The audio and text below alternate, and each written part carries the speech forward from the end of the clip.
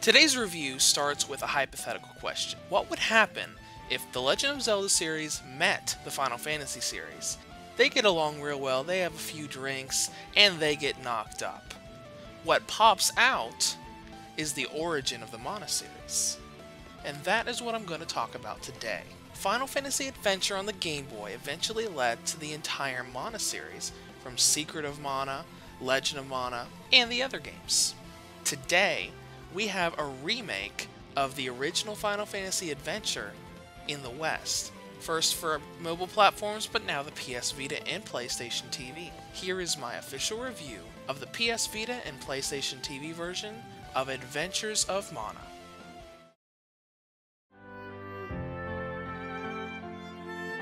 Adventures of Mana takes place in the medieval kingdom of Glaive. In past years, the Tree of Mana, source of all life in the world, was used for its great power as a tool of war. We're in peace now, but the Dark Lord of Glaive threatens to seek out the Tree of Mana again and repeat its past mistakes.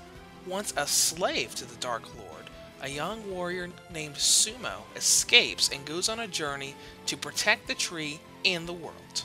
Now the setting is very in tune with Final Fantasy games, especially back in those days, but there are a couple things I do want to mention about the plot. First of all, the translation does have a lot of hiccups in it. By hiccups, I mean there are words misplaced in several different cutscenes.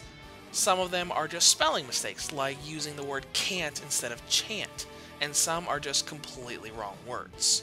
We're not talking about a Sword Art Online hollow fragment level of translation, but it's enough to be noticeable. The second thing is how fast story progresses.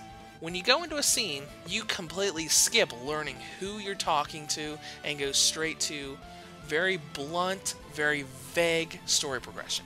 You go in, see someone dying on the side of the road. Now, instead of talking about themselves or not trusting this complete stranger that walks up to them while they're dying, they immediately trust you and tell you where to go next in the story. I know there's a level of, these are my dying words, but it just felt too rushed.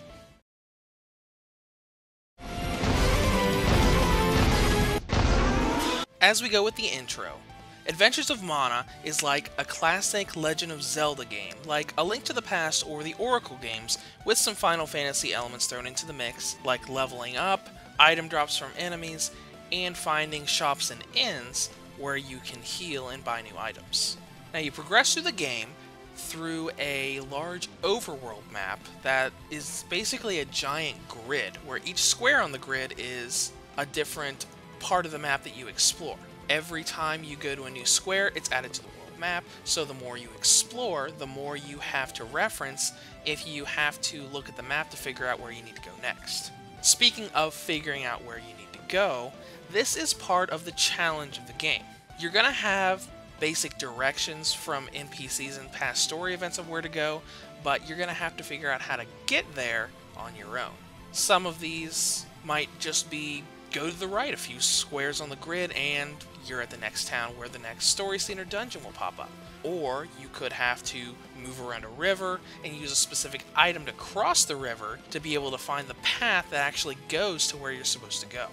A lot of it depends on specific items, much like the Legend of Zelda series has been known for years. The most important aspect of the game, and I cannot stress this enough, is items that you use in dungeons.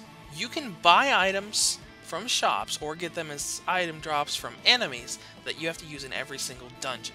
You get keys that open unlocked doors, and you have matics that are basically pickaxes to take down rocks in your way, as well as smash walls to open up new paths.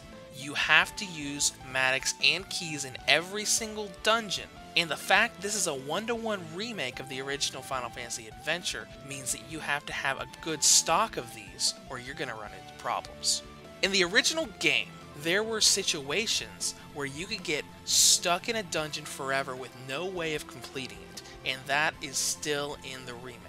Some dungeons lock you in until you clear the dungeons, so if you need more matics and keys in the dungeon and you run out, the only way you're getting more is if the specific enemies in the dungeon happen to drop those items. I was 5 hours into my first save file for the game when I got locked in a dungeon and I ran out of Maddox. The problem was there were no shops in the dungeon and none of the enemies dropped Maddox, meaning that I was 100% stuck, and no matter how many enemies I fought, no matter how much I explored and tried to get out, I was incapable of continuing the game. I lost my 5-hour save file and had to start over from the very beginning. Now, the final thing in gameplay we need to talk about is combat. We're talking about combat that's very similar to The Legend of Zelda. You aren't gonna endlessly hack and slash in a combo like you would in games like Star Ocean. You're gonna have a lot of different types of weapons that are gonna have pretty simple attacks. The idea is that you need to know which weapons are best for which situations. Some bosses are best to fight from long distances with weapons like the chain flail, while other bosses are better close up with an axe or a sword. Finally, we get to length. If you already have the original game memorized, you're probably going to be able to beat this game in less than 10 hours. But if you don't know the original game or aren't using a walkthrough, there's going to be a lot of time allotted for exploring, figuring out how the game systems work, and that'll probably get you at least 15 hours in the game.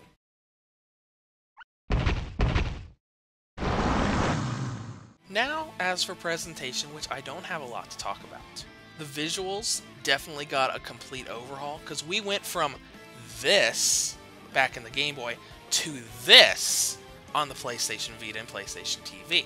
The game looks very beautiful and colorful with all of the new 3D renders, and it's especially nice for those coming back from playing the original because they can see what the original looked like compared to how it's been redone. There's no real bad thing to say about the performance. The load times between rooms are slightly longer than the mobile release, but slightly longer means they might be 1 second longer. One thing I do want to notice and praise Square Enix about this game is that the frame rate is extremely smooth for a Vita game. This is above 30 frames per second, although I don't know the exact frame rate. I did a video project on this for gameplay. My video project was set around 30 frames per second, and the video lagged because it was so far under the actual frame rate of the game. Adventures of Mana has come out on the PlayStation Vita and PlayStation TV, and is a shining example of the one-to-one remakes that so many Square Enix fans demand, but don't realize they don't really want. The game looks beautiful and plays great, but translation, confusion, and a lot of game trapping issues that plagued the original are still here and almost require you to research and prepare yourself with a walkthrough instead of just enjoying the game on your own. Reviews to Go rates Adventures of Mana a 6 out of 10. If you'd like to comment on this further, feel free to below, or head to my site at www.reviewstogo.com.